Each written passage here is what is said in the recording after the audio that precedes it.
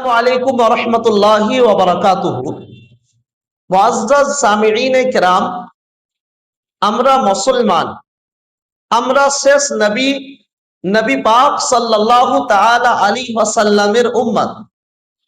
নবী পাক সাল্লাল্লাহু আলাইহি ওয়াসাল্লাম ওই আমল থেকে আমাদেরকে সজাগ করেছেন বা সতর্ক করেছেন, যে আমল করতে গেলে মানুষ জাহান্নামী হবে, জাহান্নামের হকদার হবে। এবং আমাদেরকে রসুলে পাক সাল্লাল্লাহু আলাইহি ওয়াসাল্লাম ওই আমলগুলো বলেছেন, যে আমল মানুষ করতে পারলে মানুষ জান্নাতের হকদার হবে, জান্নাতি হবে। আজ আপনাদের সম্মুখে জান্নাতি হওয়ার হাদিস বা জান্নাতি হওয়ার কিছু আমল রসুল পাক সাল্লাল্লাহু আলাইহি ওয়াসাল্লামের হাদিস দ্বারা তুলে ধরছি। নবী পাক সাল্লাল্লাহু তাআলা আলাইহি ওয়াসাল্লামের বাণী, কথা ও হাদিস অনেক আছে, হাজারো হাজার আছে। হাদিসের গ্রন্থ হাজারো হাজার আছে। এই হাদিসের গ্রন্থের মধ্যে 6খানা হাদিসের গ্রন্থকে সবচাইতে বেশি গুরুত্ব দেওয়া হয়েছে।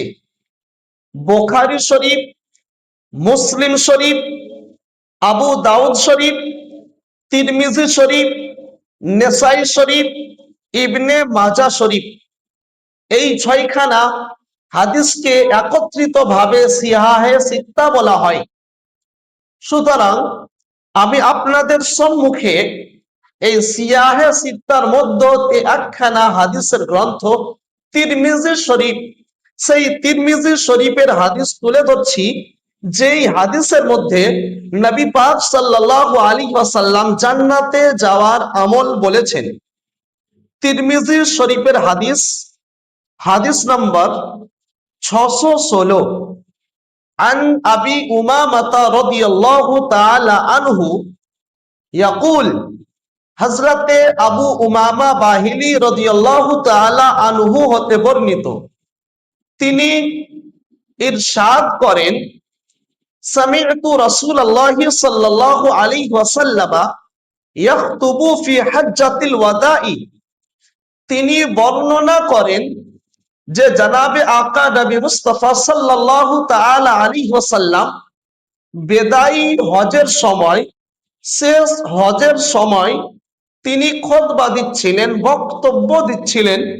সেই বক্তব্যের মাধ্যমে ফাকালা, রাসূল পাক সাল্লাল্লাহু আলাইহি ওয়াসাল্লাম ইরশাদ করলেন জান্নাতে যাবার আমল, ইত্তাকুল্লাহা রাব্বাকুম, তোমরা আল্লাহকে ভয় করো, ওয়া সাল্লু খামসাকুম, তোমরা 5 ওয়াক্তের নামাজ আদায় করো, ওয়া সুমু শাহরাকুম, তোমরা রমজান মাসের রোজা পালন করো, ওয়া আদ্দু যাকাতা আমওয়ালিকুম, আল্লাহ তাবারক ওয়া তাআলা তোমাদেরকে যদি মালিকে নিসাব বানিয়েছেন, তো তোমরা আপন ধন দৌলত থেকে যাকাত প্রদান করো, ওয়া আতিউ যা আমরিকুম, এবং তোমাদের মধ্যে যারা হুকুম প্রদানকারী তাদের হুকুম মানো, তাদখুলু জান্নাতা রাব্বিকুম, এবং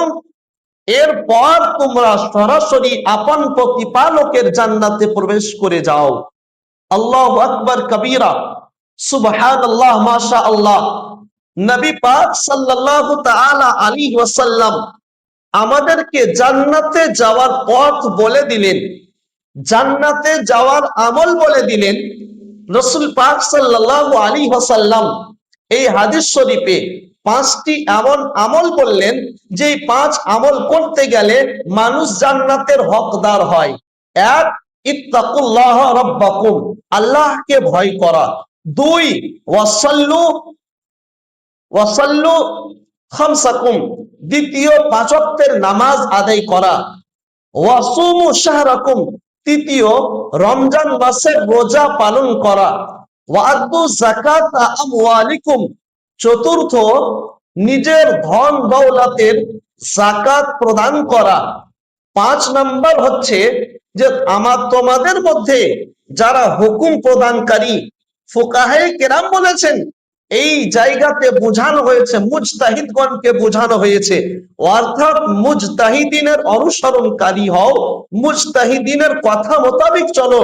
এই 5টি আমল যেই বান্দা করতে পারবে, 5 ওয়াক্তের নামাজ আদায় করা, আল্লাহকে ভয় করা, রমজান মাসের রোজা পালন করা, এবং এবং যিনারা মুজতাহিদগণ আছেন ওনাদের অনুসরণ করা, আর নিজের ধন দৌলতের যাকাত আদায় করা। আল্লাহর নবী বললেন এই 5টি আমল যার মধ্যে থাকবে সেই ব্যক্তি জান্নাতের হকদার হবে।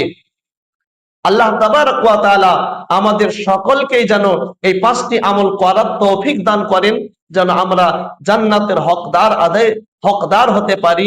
সকলে বলুন আল্লাহুম্মা আমিন।